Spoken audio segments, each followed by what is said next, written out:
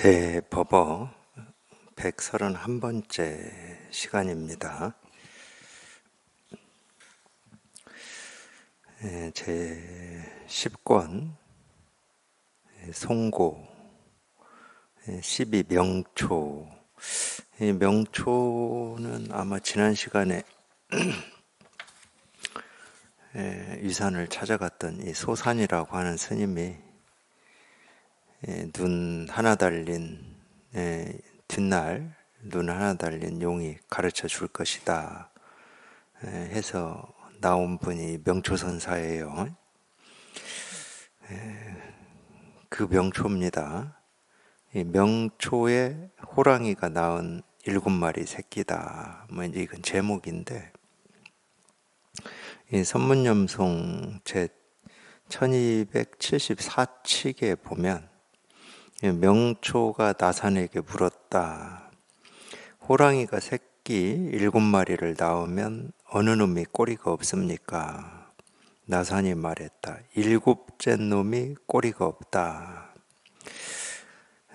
이 명초 선사가 이 나산 선사한테 묻는 거 보면은 이 나산이 스승인가 봅니다. 그럴 가능성이 많죠. 제가 이제 여기까지는 족보를 다 외우고 있지를 못해서 유출을 해봅니다. 하여튼 이 부분은 이 대해가 송했다 여기까지 마저 보고 한번 같이 보겠습니다. 7번째 호랑이가 꼬리가 없다니 소를 잡아먹는 기계를 과시할 만하다. 총림에서는 말 못하고 입만 벙긋거리니 몇 사람의 행인이 집으로 돌아갈까. 이 대의 이 개성은 7번째 호랑이가 꼬리가 없다니 소를 잡아먹는 기계를 과시할 만하다. 이건 놔두고 그 다음 두 번째 문장이 총림에서는 말 못하고 입만 벙긋거리니 몇 사람의 행인이 집으로 돌아갈까. 이거는 무슨 말인지 우리가 좀 충분히 알아들을 수가 있죠. 총림은 우리가 보통 총림이라고 그러죠. 이 총자가 모두라는 모두총이라고 해야 됩니까? 이 의미가 그래요. 우리가 뭐가 빽빽이 있을 때 총총하다고 그러잖아요. 하늘의 별이 총총하다 이럴 때는 빽빽이 틈 없이 있다 이런 말인데, 이 림자는 나무입니다. 나무. 그러니까 나무가 빽빽하게 있다 이런 뜻인데, 그거는 이제 이 한자가 가진 어떤 직역이고, 실제로는 이 총림이라고 하는 거는 어쨌든 이제 이 불법을 공부하고자 이 사람들이 이렇게 빽빽하게 모여 있는, 그러니까 절이죠. 그런 곳은 절입니다. 그거를 이제 총림이라는 뜻으로 썼어요. 그러니까 이 불법을 공부하는 사람들이 헤아릴 수 없이 많지만 이거에 대해서 한마디 말도 못하고 붕어처럼 입만 벙긋거린다 이런 뜻이겠죠. 또 말 못하고 입만 벙긋거린다, 이게 그래도 뭐라고 하니까 입만 벙긋거린다 이럴 거잖아요. 아니면 아예 아무 말을 못한다 그러면은 이 꿀먹은 벙어리처럼 입을 닫고 있다 이렇게 말할 수 있을 건데, 이 제대로 된 말은 못하고 이거에 대해서 이런 말이다 저런 말이다, 이런 이치다 저런 도리다 이런 식의 말만 많다 이런 뜻이겠죠. 그렇게 해가지고 몇 명이나 몇 사람의 행인이 몇 명이나 집으로 돌아갈까. 여기서 집은 우리 본래 면목이고 본래 마음이니까 그런 식으로 공부해가지고는 평생을 해도 실상을 깨달을 길이 없다 이런 얘기잖아요. 하여튼 뒤에 문장은 그런 얘기입니다. 그러면 이제 다시 한번 명초에 호랑이가 낳은 7마리 새끼로 한번 가보겠습니다. 사실은 참 이게 무슨 말인지 도대체 이런 말이 어떤 근거로 어디에서 나왔는지 이거는 저희가 알 길이 없어요, 실은. 이거를 예를 들어서 우리가 일상적으로 쓰는 이 관용어다 그러면 이제 무슨 뜻인지는 알겠지만, 뭐 호랑이가 낳은 7마리 새끼다. 뭐 호랑이가 7마리 새끼를 낳았는데 몇 번째 새끼가 꼬리가 없습니까? 뭐 이런 얘기잖아요. 근데 나사는 7번째 새끼가 꼬리가 없다 이렇게 가르쳤어요. 그러니까 이거는 어떤 사실을 물론 이제 당연히 사실을 얘기한 건 아니죠. 아니 새끼를 낳는데 물론 이제 뭐 기형일 수도 있지. 예, 가끔 뭐 이 자연의 세계, 동물의 세계에서도 뭐 기형이 나오기도 하고 그러잖아요. 온통 몸이 흰색 털로 뒤덮인 뭐 그거를 뭐 알비뇽가 엘비뇽가 뭐 그렇게 얘기도 하고 그러는데 그런 기형이 나올 수도 있지만 그런 어떤 사실을 얘기하는 건 아니죠. 그리고 호랑이는 한 번에 7마리를 낳지를 않습니다. 제가 알기로는 그래요. 그러니까 이 어떤 이 동물의 세계라든지 자연의 세계의 어떤 이 사실을 얘기하는 건 당연히 아니에요. 그러면 당연히 이 호랑이라고 하는 거는 우리가 이 동물인 호랑이를 얘기하는 건 아니겠죠. 보통 이제 우리 선에서나 이 불교에서 뭐 사자다, 호랑이다, 또는 코끼리다, 용이다 하는 건 다 이 법을 얘기하는 겁니다. 모르겠어요. 이제 저만 그런 느낌이 있는지는 모르겠지만, 절에 가보면은 이 부처님 모신 집을 대웅보전이다, 대웅전이라고 보통 얘기를 하죠. 물론 다 대웅보전이라고 하진 않아요. 어떤 절은 뭐 보광전이라고 하는 데도 있는 것 같고, 근데 다 같은 뜻이에요. 보광전이든 뭐 정멸보궁이라고 하든 대웅전이라고 하든 다 같은 뜻입니다. 근데 이제 보통은 이제 대웅전이라는 말을 많이 쓰죠. 이제 우리가 한자로만 보면 이 대웅이라고 하는 것은 당연히 이제 우리가 자웅이라고 해서 웅은 수컷을 얘기하죠. 그럼 대웅은 그냥 큰 수컷이라는 뜻인데 저는 희한하게 이 대웅 그러면 저는 호랑이가 이렇게 연상이 돼요. 왜 그런지는 모르겠어요. 호랑이라는 말 한마디도 없는데 호랑이가 저는 뭐 연상이 되는데 어쨌든 이 법에서는 이 호랑이 사자는 전부 이제 이 법을 얘기합니다. 이 법을 얘기하기도 하고 또 다른 뜻이 있다 그러면은 이 안목이 날카로운 이 공부인, 선객이라고 보통 얘기하기도 하는데 그걸 이제 호랑이라고 그래요. 예를 들면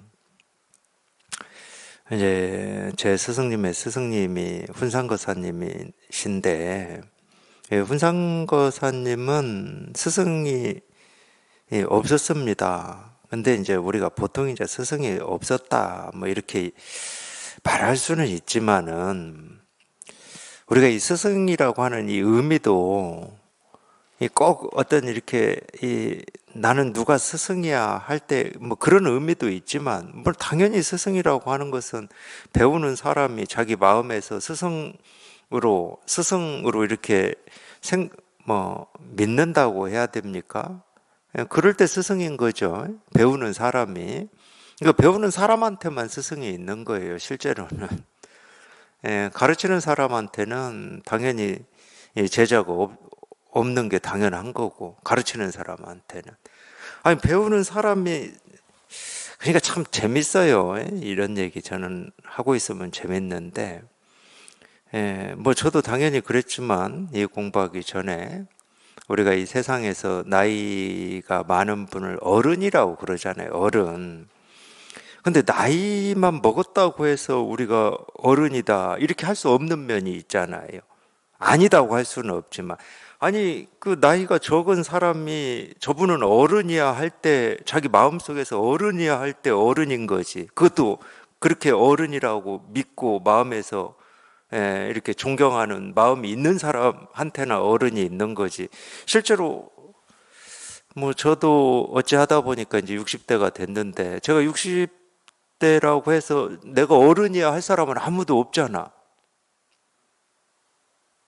그런 건 없습니다.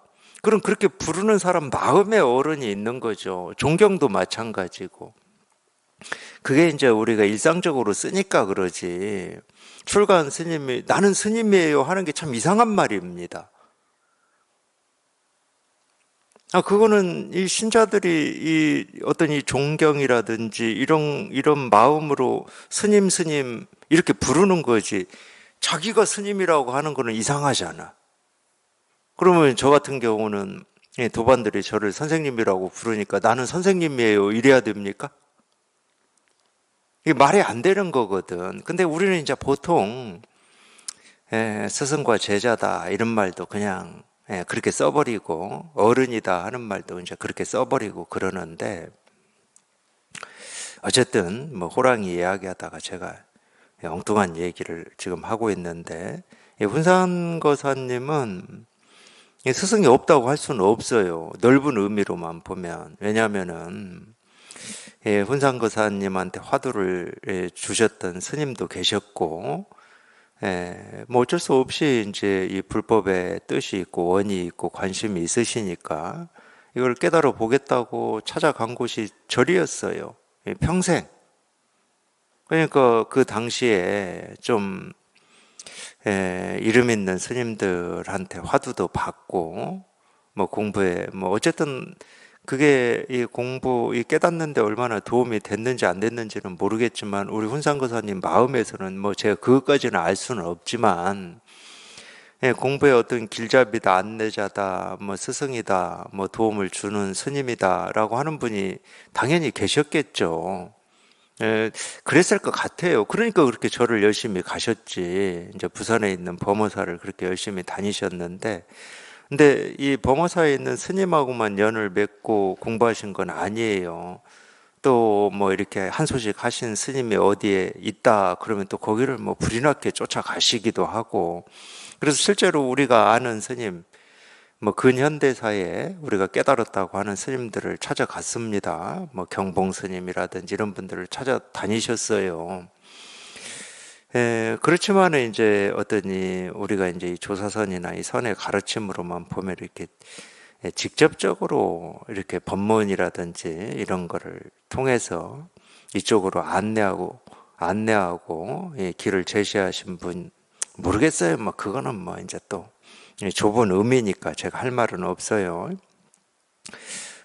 그러시다가 뭐 들어보신 분들이 더 많으실 수도 있겠지만 제 그 훈상거사님께서 어디에 걸려가지고 그게 풀어지지 않고 꽉 맺혀 있었냐면은 이 부대사 개송이었습니다. 사람이 다리를 건너는데 물은 멈춰 있고 다리가 흘러간다. 빈손인데 호미를 쥐고 있다. 뭐 이 개송에 이렇게 꽉 맺혀 있었어요. 참 어찌 보면은 그 말을 우리가 공부를 안 한다 하더라도 도대체 저게 무슨 말이지? 물이 흘러가고 다리는 가만히 있는 건데 다리가 흘러가고 물은 가만히 있다 이래 버리니까 저게 무슨 말이지 하고 충분히 걸릴만 하죠. 그거는 제가 이 선을 공부할 때 이 부대사 개송, 그 개송에서 저도 그게 이 한때 이렇게 걸려 있었거든요. 저게 도대체 무슨 말일까? 그래서 제가 기억이 나요. 제가 걸려가지고, 이 어릴 때, 저게 그런 말인가? 어릴 때 경험이 있잖아요. 우리 이렇게 이 물결이 이렇게 막 치고 있는 이 물 곁에 이렇게 서 있어 보면은 나는 막 흘러가고 있고 물은 가만히 있는 뭐 이런 경험 했잖아요. 차 타고 있을 때도 마찬가지잖아요. 오늘 버스에서도 좀 그랬습니다. 터미널에서 이렇게 출발하기 직전에 옆에 버스가 먼저 이렇게 후진을 하면 내 차가 가는 것 같은 그런 착각이 있잖아요. 이런 걸, 그런 걸, 그러니까 별 생각을 다 한 거지. 궁금하니까. 그런 걸 얘기했을 리는 없잖아요. 그런 우리의 어떤 이 시각적인 착각, 뭐 이걸 얘기했을 리는 없죠, 당연히. 그러니까 궁금하니까 그런 생각도 하고, 뭐. 근데 뭐 그런 생각을 하면 뭐예요? 그런 이치나 그런 도리는 당연히 아닐 거고. 그러면 뭘까? 아무리 내가 생각으로 이 뭘까 해봤자 해결이 안 나니까. 그냥 이 답답함이나 의문이 저도 모르게 그냥 이렇게 새겨져 있을 뿐이지 뭐 여전히 무슨 말인지는 이제 모르고 뭐 그렇게 하루 이틀 뭐 한 달 두 달 뭐 그렇게 지내는 수밖에 없었죠. 근데 하여튼 그 개성이 이렇게 딱 걸려가지고 그게 풀어지지 않고 그게 뭐 말로 하자면은 늘 그게 이제 이렇게 맺혀 있었던 거죠. 그러다가 어느 날 이제 뭐 저녁인가 드시고 또 범어사 가시려고 일을 닦고 있는데 이 닦다가 문득 그냥 여기에 맺혀 있었던 그 의문, 그 답답함이 그냥 쑥 내려가면서 이제 체험을 이제 그걸 우리가 이제 체험이라고 그럽니다. 그 답답함이 어떤 이유가 없어요. 아, 이래서 이런 말을 할 수 있구나. 이런 어떤 이치 도리가 아닙니다. 그냥 그 답답함이 저절로 사라지는 거예요. 그러니까 이 말이 아, 이래서 물은 가만히 있고 물은 멈춰 있고 사람이 흘러가는구나. 이렇게 대답을 할 수 있는 어떤 말은 없어요. 근데 그 의문이 그냥 저절로 사라지는 거지. 그걸 체험하시고도 뭐 당연히 이제 자기는 그게 사라지고 뭔가 해결이 되고 자기가 지금까지 궁금해하고 찾고 구하고 얻고자 했던 이 진여 자성, 이 세계 실상, 이 깨달음 또는 이 체험이라고 하는 이게 그냥 자기도 모르게 딱 와버리니까 이제 그 면에서 스승이 없었다고 제가 그러는 겁니다. 근데 이거를 점검해 줄 스승이 없었던 거예요. 당연히 화두를 주었던 스님도 찾아가셨죠. 이름 있는 스님들을 찾아다니셨어요. 뭐 제가 구체적으로 다 뭐 이 얘기는 안 해드리겠지만, 근데 그 경험을 제대로 얘기해 주는 분을 만나지를 못하신 거예요. 훈상거사님께서. 그렇게 혼자 그렇게 지내시다가 또 들어보니까 부산에 백봉 김기추 선생이라고 또 이분이 뭐 크게 깨달았다 뭐 깨달아서 이 후학들을 가르치고 있다. 후학들을 가르치고 계셨거든요. 그분이 백봉 선생이 이 보림 선언이라고 하는 물론 이제 뭐 하여튼 선언을 개원하셔가지고 이제 후학들을 가르치고 계셨어요. 학인들을. 그래서 백봉 선생을 어느 날 새벽에 찾아가셨어요. 되게 뭐 하여튼 제가 제 스승님한테 듣기로는 굉장히 성실하고 부지런하신 분이었다고 그러더라고요. 저하고는 완전히 반대죠. 저는 새벽같이 뭐 못 일어납니다. 네, 네. 뭐 그냥 생각으로만 출가를 생각했다가도 나 3시 반에는 죽었다 깨어나도 못 일어나 하고 그냥 접어버렸어요. 그냥 생각만으로도. 근데 새벽같이 찾아가셨다고 그래요. 그런 얘기 들은 적도 있어요. 그래도 뭐 깨달아서 이렇게 사는 사람인데 일찍 새벽같이 일어나지 않냐고 저한테 뭐 어떤 때는 뭐 도반들이 9시에 전화해도 막 누워서 겨우 이제 그 전화 소리에 잠 깨가지고 전화 받고 있고 그러면 그런 얘기 하시더라고.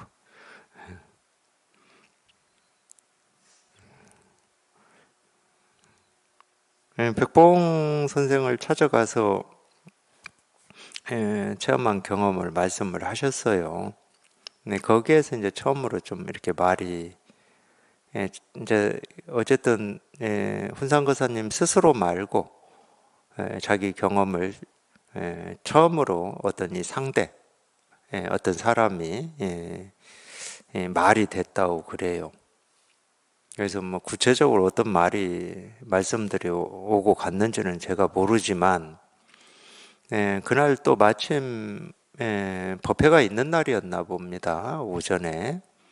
그러니까 이제 그렇게 오시기도 멀지는 않지만 같은 부산이니까 찾아오셨으니까 법회도 있다고 하고 이제 이 법회에 참여를 하셨는데 그날 백봉 선생이 이 호랑이 얘기를 했어요. 같이 공부하는 도반들한테 학인들한테 좀 야단치는 식으로 말씀을 하셨다고 그래요. 오늘 새벽에 호랑이 한 마리가 내 방에 찾아왔는데 도대체 니놈들은 지금까지 뭐 하는 놈들이냐, 뭐 이런 식으로 호통을 치셨다고 그래요. 좀 그럴만도 하죠. 백봉 선생의 설법을 한 번도 들어본 적이 없는 이분은 이거를 체험해서 찾아왔고, 백봉 선생의 가르침을 지금 듣고 공부하는 이분들 중에서는 뭐 아직 이거를 체험한 사람들이 없고 하니까 뭐 진짜로 화가 나서 호통친 건 아니고 그럴 일은 없어요. 모르죠, 뭐 모르지만 어찌 보면 이제 그것도 비교하고 괜히 자존심 긋고 이런 거잖아요. 그건 일부러 그러는 겁니다. 이런 말은 해주면 안 되는데 지금 이렇게 좀 분심을 내서라도 공부를 해보라고 좀 일부러 그런 면이 있죠. 거기서 호랑이 이야기가 나와요. 그럴 때 호랑이라는 말을 쓰는 겁니다. 하여튼 이거를 이렇게 깨달아서 이 안목을 갖춘 이 선객, 물론 이제 이거를 이 눈푸른 납자라고도 하죠. 우리 불교계에서는 눈푸른 납자다 뭐 이런 식으로도 씁니다. 선객 뭐 선객을 얘기하는 거예요. 이걸 깨달아서 이 안목을 갖춘 이제 선객을 얘기하는데, 그러니까 이 호랑이도 당연히 이제 이 법을 얘기하는 거예요. 이 호랑이가 낳은 7마리 새끼 중 꼬리가 없는 건 몇 번째 새끼입니까? 이렇게 물었잖아요. 그러면 이제 제 말을 100% 믿으시면 안 돼요. 근데 아무 근거 없이 7마리 이런 얘기 하지는 않거든. 서로 맥락이 있어야 될 거잖아요. 뭐 전혀 알아듣지 못하는 말을 가지고 물으면 뭘 대답해 줍니까? 그러니까 뭐 이때는 뭐 이런 표현으로 서로 뭐 의미가 통하는 뭐 이런 게 있었겠죠. 근데 하여튼 제가 볼 때는 이 7마리 새끼는 과거 7불이에요. 과거 7불. 그러면 말이 되잖아. 호랑이가 낳은 7마리 새끼다 이러니까. 우리 과거 7불은 우리가 뭐 첫 번째 불을 뭐라고 하고 두 번째 이름이 다 있어요. 이름이. 이거 이 7마리 자식들이잖아요. 이 7마리 자식들. 이 법은 당연히 모습이 없고 이름이 없어요. 근데 여기에서 7마리 자식들이 나왔잖아요.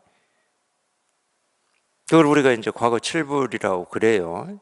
물론 이제 뭐 첫 번째, 두 번째, 세 번째, 네 번째, 다섯, 여섯 번째 이 과거 부처님이라고 하는 이분들은 뭐 다 우리가 만들어낸 부처님이죠. 이름도 만들어내고 다 만들어낸 부처님이죠. 물론 이제 마지막에 이 석가모니 부처님이 이제 과거 7불. 그러니까 우리가 이 불교에서는 이 부처님이라는 이름을 불교에서 그렇습니다. 쓰는 마지막 분이 석가모니. 석가모니 이후에는 부처님이라는 이름을 안 붙입니다. 불교에서는 그래요.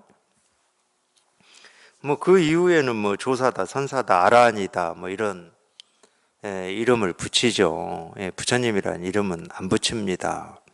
그러니까 7마리 새끼는 이제 이 과거 7부를 얘기를 하는 건데, 그럼 우리가 이 꼬리라는 말을 한번 잘 보세요. 꼬리.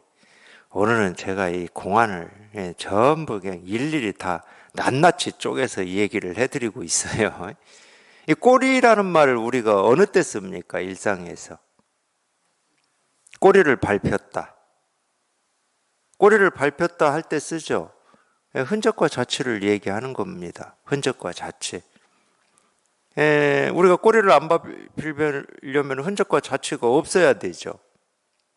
그러면 공부에서 흔적과 자취는 당연히 이 분별망상의 흔적과 자취밖에 없어요.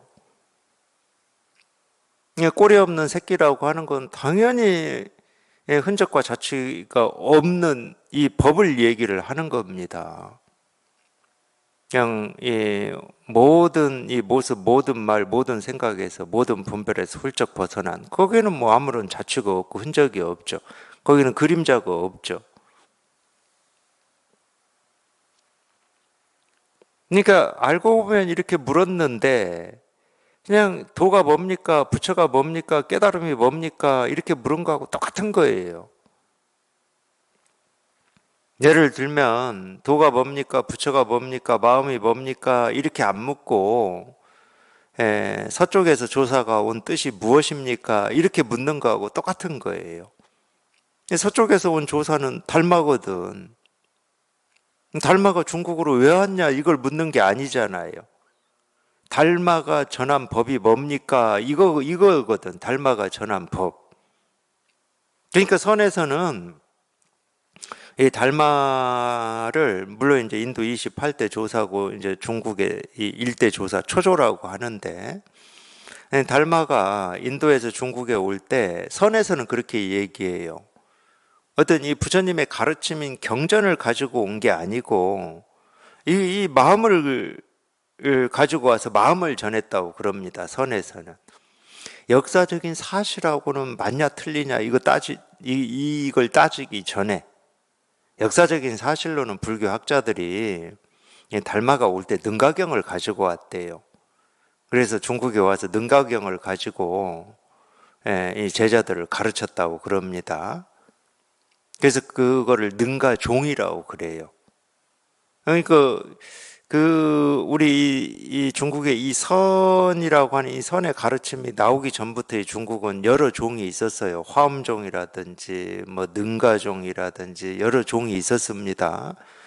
뭐 그 종 중에 하나가 뭐 천태종도 있고 뭐 이런 여러 종이 있었어요. 이 종이 다 없어지고 선이 나온 건 아니고 이런 종은 그대로 있고 이 선의 가르침이 이제 중국에서 나온 거죠.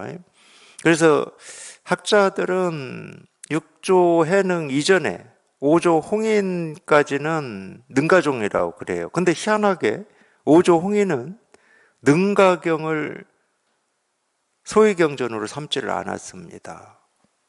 금강경을 소위경전으로 삼았어요. 5조 홍인은.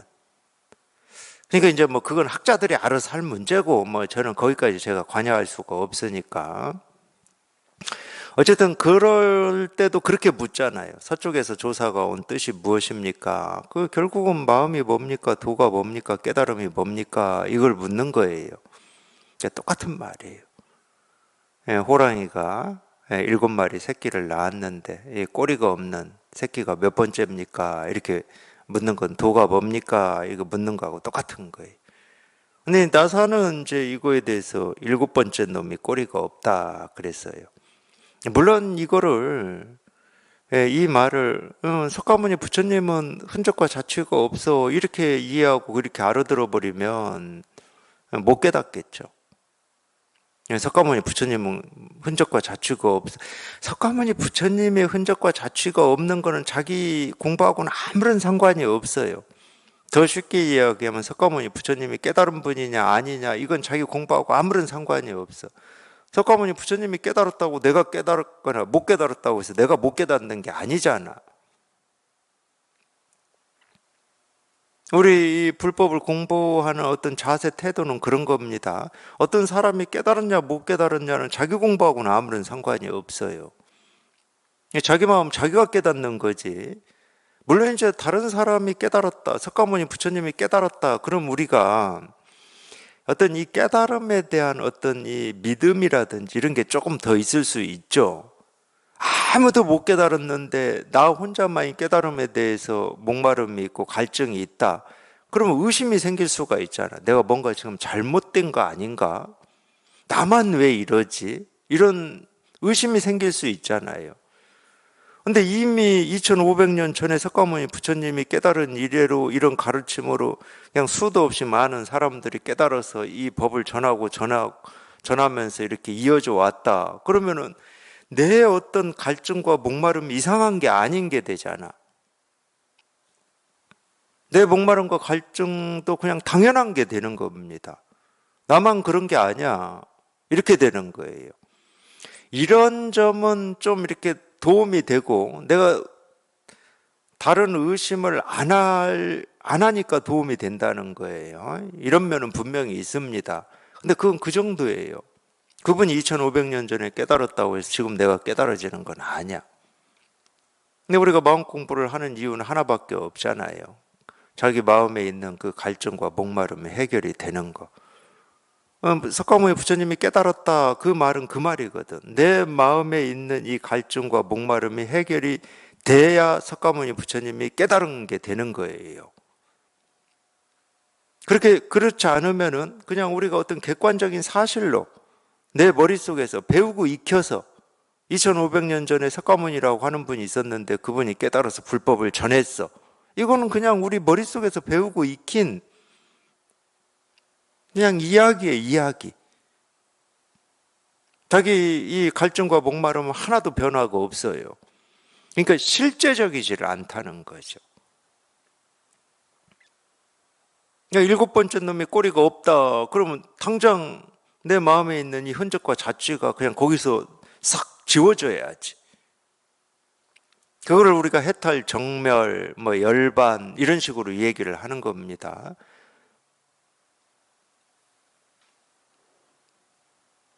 그럴 때 이게 가르침이 되는 거예요. 그렇지 않으면 가르침이 될 수가 없어요. 내 마음에서 그냥 이런 일인가 저런 일인가 또는 깨달으면 뭔가 어떻게 하면 깨달을 수 있는가라고 하는 어떤 이런 의문, 갈등, 번뇌 이 모든 게 그냥 일시에 일곱 번째 놈이 꼬리가 없다 이 말을 듣자마자 이 그런 흔적과 자취 이 꼬리가 다 사라져 버려야 되는 거지. 나산의 이 한마디가 그러니까 이거예요. 이거 도가 뭡니까? 이겁니다. 그냥 이거야. 부처가 뭡니까? 이겁니다. 그냥 이거예요. 그러면 이제 보세요. 대가 송했다. 일곱 번째 호랑이가 꼬리가 없다니 소를 잡아먹는 기계를 과시할 만하다. 이제 말이 되잖아.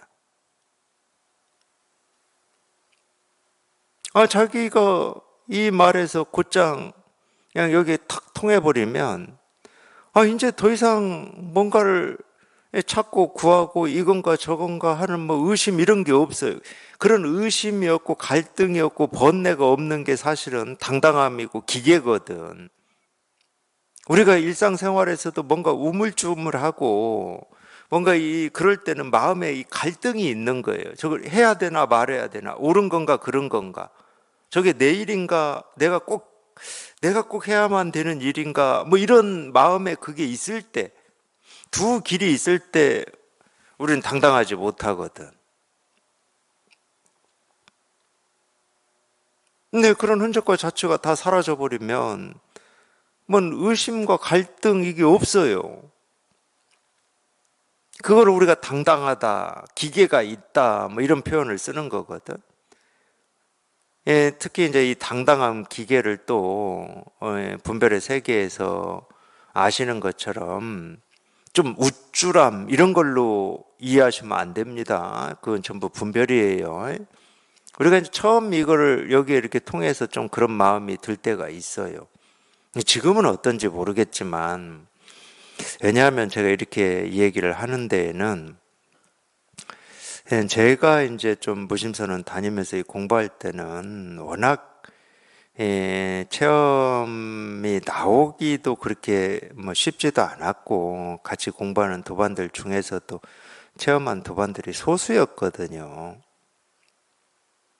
그리고 이제 그때만 해도 우리가 이거를 깨달았다 한 소식 했다 그러면은 이 대단한 일을 이룬 것 같은 그런 생각이 있었잖아요. 우리가 깨달음이라고 하는 거에 대해서 이런 게 좀 있었어요.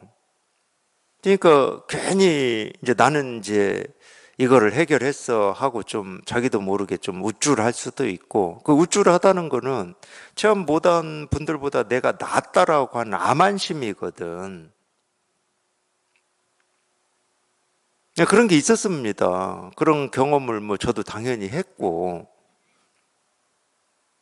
근데 그 암안심이 있으면 어떻게 되냐면은 이제 나는 이제 체험을 했으니까 그런 말이 있잖아요. 우리 불교에서도 이 한 소식 한 스님들이다 그러면은 뭔가 이제 이 대접이 달라져야 되고 다른 사람들이 이렇게 대우를 해줘야 되는 것처럼 이런 좀 분위기 있었잖아요.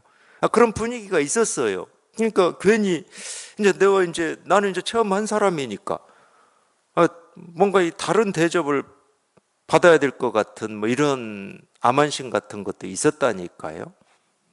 그럴 수 있습니다. 그런 게 당당함이 아니에요. 그건 암환심이지.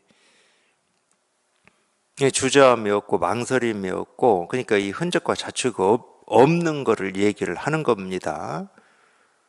거리낄 게 없으니까 더 이상 내 마음에 의문이 없는데, 이걸 할까 저걸 할까 하는 어떤 갈등이 없는데, 물론 이제 그런 걸 기계라고 그래요. 기계. 그러니까 이 기계라는 말이 우리가 세간에서 쓰는 뜻처럼 금방 제가 말씀드리는 그런 이 암안심이다 그러면은 그걸 경계하는 말들도 있긴 있어요. 이 가르침에. 태어난 지 뭐 일주일밖에 안 되는 이 사자가 이 기계는 황소를 잡아먹을 기계다 뭐 이런 좀 이렇게 그걸 경계하는 말입니다. 당연히 아무리 사자지만 태어난 지 일주일밖에 안 된 새끼는 황소한테 가면은 밟혀 죽습니다. 뭐 그런 말 있잖아요. 우리 속담에도 하룻강아지 범 무서운 줄 모른다. 뭐 이런 말도 있잖아요. 물론 이제 이 체험하고 이제 그런 어떤 이 암안심은 다 이제 이 나라고 하는 거죠. 다. 이제 그런 오류에 빠질 수도 있기 때문에 이제 미리 그런 얘기를 또 해드리는 겁니다. 그래서 그런 기계가 아니다. 이 법에서 얘기하는 기계는 자기 마음에 뭐라고 할 게 아무것도 없기 때문에 뭐 갈등하고 의문하고 할 일이 없어요. 그냥 그걸 우리가 이제 그러니까 그게 쭉 유지되는 건 아니지만 뭐 한번 체험했다고 해서 뭐 나라고 하는 게 다 조복되고 항복돼 가지고 어떤 일에도 뭐 거리낌이 없고 주저함이 없고 번뇌가 없고 갈등이 없고 뭐 그러는 건 아니에요. 근데 어쨌든 이 체험을 할 당시에는 분별에서 벗어나는 체험이니까 우리가 이 체험은 분별에서 벗어나는 체험입니다. 다른 체험이 아니고. 근데 자기 스스로는 뭐 분별에서 벗어났는지 어쨌는지 이런 생각은 없지만 그냥 문득 여기 이렇게 통하는 체험을 했어요. 그럼 체험을 하면은 처음에는 하여튼 그냥 이 갈등, 의문도 사라지고 뭔가 가볍고 그냥 그동안 풀리지 않아서 이 숙제처럼 늘 가슴에 이렇게 돌덩어리가 있었던 것 같은데 그냥 돌덩어리가 다 사라져서 그냥 시원해요. 그러니까 어떻게 되겠습니까? 당연히 이 얼굴의 모습도 좀 당당해지는 모습으로 이렇게 드러나죠. 네, 이 돌덩어리가 있을 때는 당연히 인상을 찌푸리고 뭔가 이렇게 고뇌하는 뭐 이런 모습이잖아요. 근데 이게 해결이 되면은 그냥 저는 많이 이제 뭐 그런 모습들을 이제 도반들하고 공부하면서 봐왔기 때문에 제 표현대로 하면은 얼굴이 살아나 버립니다. 참 세상에 어떤 꽃보다 아름다운 꽃이에요. 그게 얼굴이 자기도 모르게 살아나요. 자기는 잘 몰라요. 당연히 자기는 잘 모르죠. 이제 물론 이제 이 처음 체험해서는 그 체험한 이 법의 힘이 약하기 때문에 그 며칠 못 가죠. 힘이 약해서 며칠 못 가는 겁니다. 그런 어떤 이 자유로움이나 시원함이나 어떤 이 기쁨이나 이런 시간이 조금 있어요. 조금 있다가 그게 제정신은 아닌데 우리가 세간의 입장에서 얘기해 보면 힘이 미약하니까 이 힘은 이제 소진이 돼버리고 이제 다시 제정신으로 돌아와요. 그러면 이제 세간의 일들이 막 보이는 거지. 그러면서 이제 조금씩 이제 또 이전의 얼굴 모습으로 바뀌기도 하고 그러겠죠. 그거를 이제 공부에서는 경계라고 그러는데 어쨌든 기계라고 하는 것은 그런 기계입니다. 내 마음에 뭐라고 할 게 아무것도 없는 거. 그럼 어떤 거에도 거리끼지 않는 거. 그러니까 이 일곱 번째 호랑이가 꼬리가 없다 이 말이 그냥 이 법을 얘기하는 거고 이 체험을 얘기하고 있다는 것을 이제 대종고 스님은 이렇게 밝히고 있는 겁니다. 꼬리가 없다니 소를 잡아먹는 이 기계를 과시할 만하다. 총림에서는 말 못하고 입만 번긋거리니 몇 사람의 행인이 집으로 돌아갈까. 그러니까 이 말을 듣고 다른 말이 나올 필요가 없어. 그냥 곧장 자기 스스로가 여기 이렇게 통해서 그냥 마음에 그냥 티끌 흔적이 다 사라지면 되는 거지. 마음에 뭐라고 할 게 아무것도 없고 그냥 지금까지 이 채증이라고도 하죠. 우리가 10년 묵은 채증이라고 막 그런 표현 쓰잖아요. 이 채증이 그냥 눈 녹은 듯이 다 사라지고 없는 거죠. 그러니까 좀 쉽게 좀 물어보지 왜 이렇게 참 문학적으로 이렇게 물어봐가지고 우리를 이렇게 고생시키는지 모르겠어. 이걸 일일이 제가 이렇게 다 그냥 잘게 쪼개서 얘기를 해야 됩니까? 뭐 꼬리 얘기도 해야 되고 참나. 13 남전. 남전은 두 개를 소개했어요. 대종고 스님이. 남전에 마음도 아니고 부처도 아니고 물건도 아니다. 이 남전은 선문염송 이 이야기는 선문염송 제 226칙에 나오는 내용이라고 합니다. 남전이 대중에게 말했다. 강서의 마대사는 마음이 곧 부처다고 말하였는데 이 남전은 마조의 제자입니다. 마조의 제자 중에 대표적으로 우리가 알고 있는 사람이 세 사람이에요. 첫 번째는 서당 지장이고 두 번째는 이제 백장회, 세 번째가 남전 보원입니다. 이 순서는 의미가 없어요.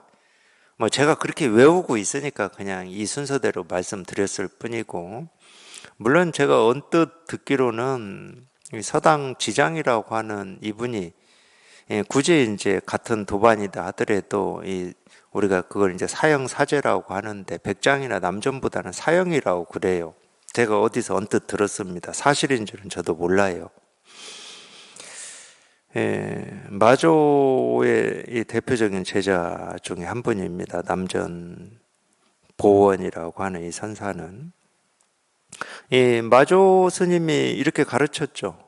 이 마음이 곧 부처다, 즉심즉불이다 이렇게 가르쳤어요. 이 마음이 곧 부처다고 말하였는데 왕노사는 남전 자신을 얘기합니다. 속가대 성이 왕씨였나 봐요. 왕노사는 그렇지 않아서 마음도 아니고 부처도 아니고 물건도 아니다 이렇게 말하며 허물이 있느냐. 그때 조주가 나와서 절을 하고는 물러가니, 이 조주는 남전 보원의 또 법을 이은 대표적인 제자잖아요. 하여튼 이 조주가 나오면, 남전하고 조주가 나오면 좀 어려워요. 왜 어렵냐? 남전, 조주 이 두 분이 만만치가 않은 분이야. 제가 지금까지 남전의 가르침, 이제 남전의 가르침에서 이 조주하고 우리는 그걸 댓글이라고도 했는데 선문답, 남전이 조주하고 선문답하는 게 이게 만만치가 않아요. 네, 오늘은 뭐 어떤 건지는 모르겠지만 그때 조주가 나와서 절을 하고 물러가니 어떤 승려가 조주에게 물었다. 스님이 절을 하고는 물러가신 뜻이 무엇입니까? 궁금할 만도 하죠. 왜 궁금하냐면 내용에 그렇게 나왔어요. 자기 스승인 마조 스님은 이 마음이 곧 부처다 이렇게 가르치셨는데 나는 그렇지가 않아. 자기 스승의 가르침하고 반대되는 말을 하고 있잖아요. 나는 그렇지 않아서 마음도 아니고 부처도 아니고 물건도 아니다. 근데 이 뒤에 또 한마디 붙였어요. 이렇게 말하는 게 허물이 있느냐 이렇게 물었거든. 그러니까 조조가 와서 절을 했다. 이런 상황에서 조조가 와서 절을 했다고 생각을 우리가 한번 그려보세요. 그럼 허물이 있다는 말 긍정을 하는 건지 긍정인지, 아니 대체적으로는 허물이 있느냐 이렇게 물었는데 절을 했다. 절을 하는 건 거의 긍정이거든. 이게 헷갈리잖아 이게. 허물이 있다고 지금 조주 스님이 절을 한 건지 허물이 없다고 절을 한 건지,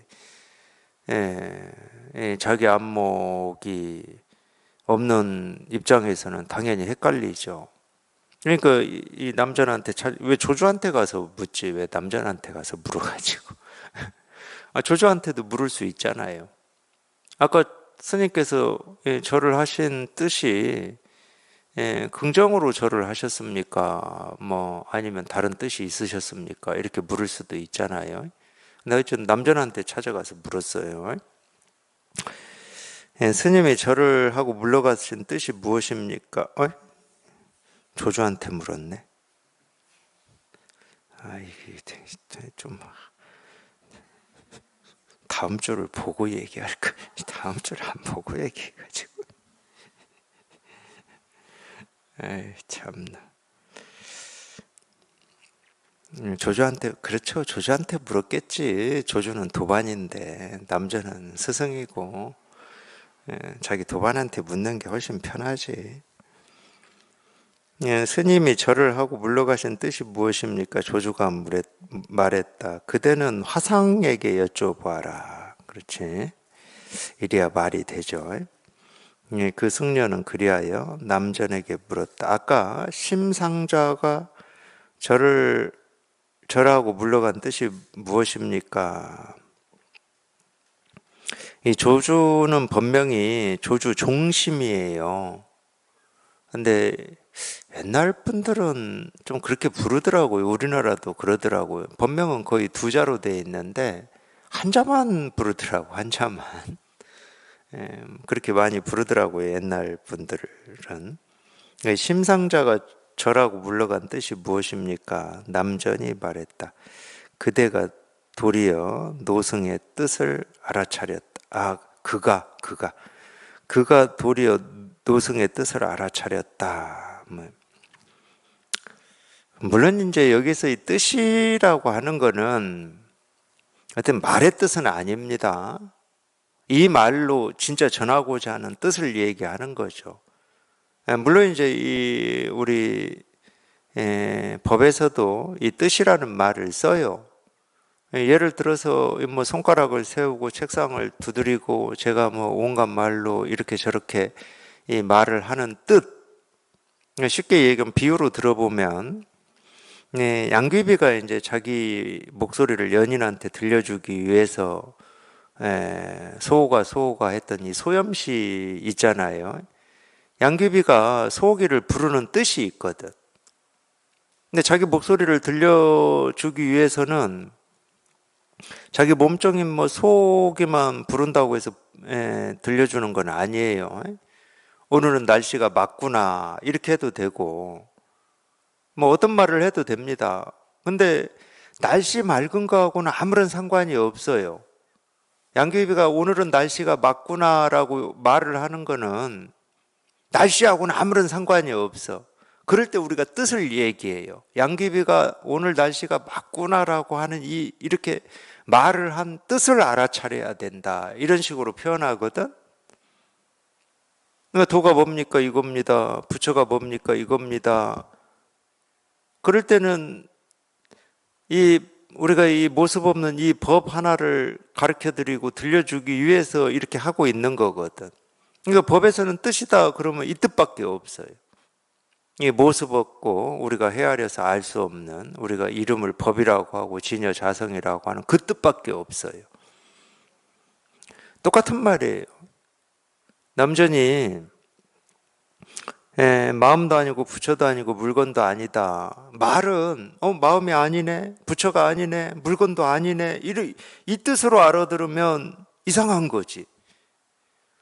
분명히 마조 스님은 이 마음이 부처다고 그랬는데 왜 마조 스님의 법을 이은 이 남전 스님은 마음도 아니고 부처도 아니고 물건도 아니다. 이렇게, 그러니까 이 말의 뜻으로 알아들으면은 이상한 거죠.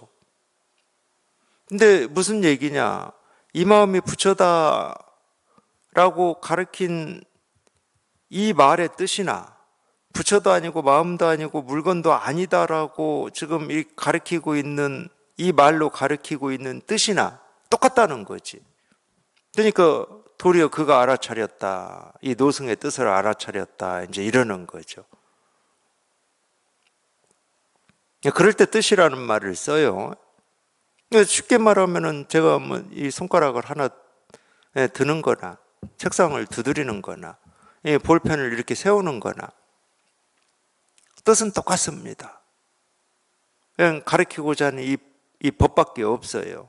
이 모습 없는 이 법밖에 없어. 이거 하나 가르치는 거예요.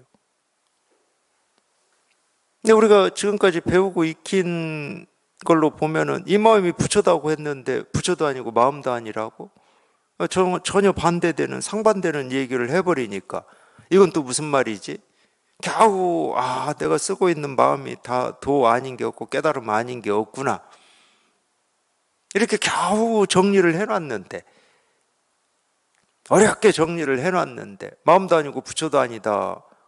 그러면 이제 또 갈 곳을 잃어버리잖아요. 내가 정리해놓은 이 어떤 이 생각 이게 갈 곳을 잃어버려요. 그럼 어디에 방점을 찍어야 되지 하고 뭐라고 하죠? 우왕좌왕할 수가 있다는 거죠. 그건 전부 이제 말을 쫓아서 이해하기 때문에 그렇습니다. 말은 한마디도 이해할 게 없어요. 아까도 이 얘기를 했잖아요. 일곱 번째 놈이 꼬리가 없다. 그러면 앞에 6마리는 꼬리가 다 있는데 7번째 이놈만 꼬리가 없다는 말인가? 우왕좌왕할 수밖에 없는 거예요. 이게 무슨 말이지 하고. 그냥 그 말에서 진짜 가르치고자 하는 것은 지금 이 말을 듣고 있는 사람이 어떤 의문이나 갈등이나 목마름이나 뭐 이게 이 말을 듣자마자 그냥 흔적과 자체가 다 사라져버리는 그냥 그 뜻만 얘기하는 거예요. 그 뜻만. 마음도 아니고 부처도 아니다. 당연히 이거죠. 당연히 이겁니다. 이거 얘기하고 있는 거예요. 이거 얘기하고 있는 거예요. 이거는 마음이라고 할 수도 없고 마음 아니라고 할 수도 없고 또 반대로 마음이라고 할 수도 있고 마음 아니라고 할 수도 있고 이거는 여기는 고정적으로 붙일 수 있는 이름이 없기 때문에 그렇습니다. 나머지는 전부 그냥 중생의 병을 치료한 약일 뿐이에요. 다른 게 아닙니다.